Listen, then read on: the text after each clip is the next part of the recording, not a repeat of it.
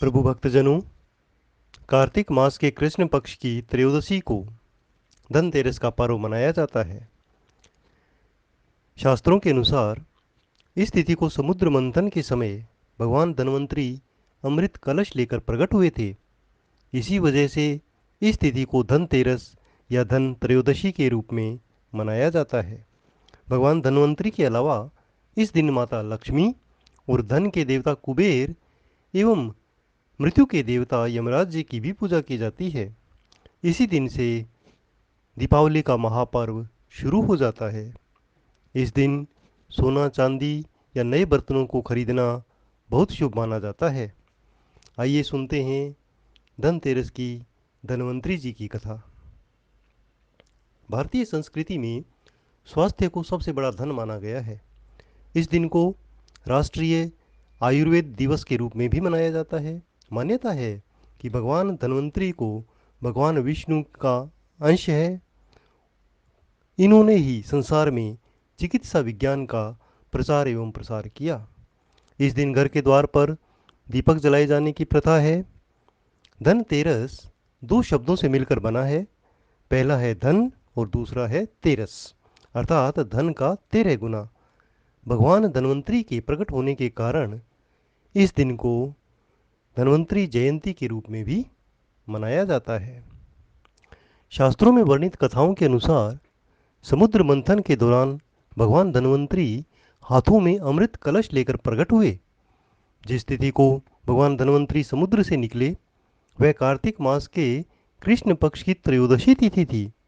भगवान धन्वंतरी समुद्र से कलश लेकर प्रकट हुए थे, इसलिए इस अवसर पर बर्तन खरीदने की परंपरा चली आ रही है। भगवान धन्वंतरी को विष्णु भगवान का अंश माना जाता है। धनतेरस की एक पौराणिक कथा के अनुसार एक बार मृत्यु के देवता यमराज ने यमदूतों से प्रश्न किया कि क्या कभी मनुष्य के प्राण लेने में तुम्हें किसी पर दया आती है। यमदूतों ने कहा, नहीं महाराज, हम तो केवल आपके दिए हुए निर्देशों का पालन करते हैं। फिर यमराज ने कहा कि बेझिझक होकर बताओ, क्या कभी मनुष्य के प्राण लेने में आज तक तुम्हें दया आई।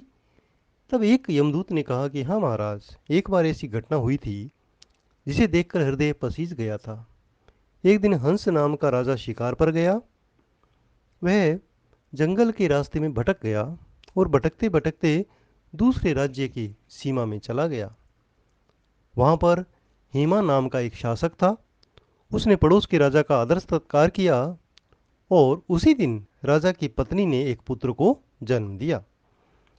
ज्योतिषियों ने ग्रह नक्षत्र के आधार पर बताया कि इस बालक की विवाह के 4 दिन बाद मृत्यु हो जाएगी।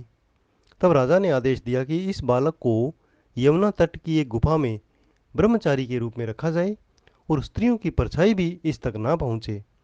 लेकिन विधि के विधान को कुछ और ही मंजूर था। संयोगवश राजा हंस की पुत्री यमुना तट पर चली गई और वहां राजा के पुत्र को देखा। दोनों ने गंधर्व विवाह कर लिया। विवाह के 4 दिन बाद ही राजा के पुत्र की मृत्यु हो गई। तब यमदूत ने कहा कि उस नवविवाहिता का करुण विलाप सुनकर हृदय पसीज गया था। सारी बातें सुनकर यमराज ने कहा कि क्या करें, यह तो विधि का विधान है, मर्यादा में रहते हुए काम करना पड़ेगा। तब यमदूतों ने पूछा कि क्या कोई ऐसा उपाय है जिससे अकाल मृत्यु से बचा जा सके।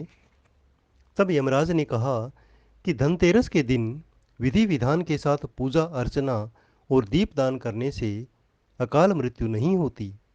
इसी घटना से, इसी वजह से धनतेरस के दिन भगवान धन्वंतरी और माता लक्ष्मी की पूजा की जाती है और दीपदान किया जाता है।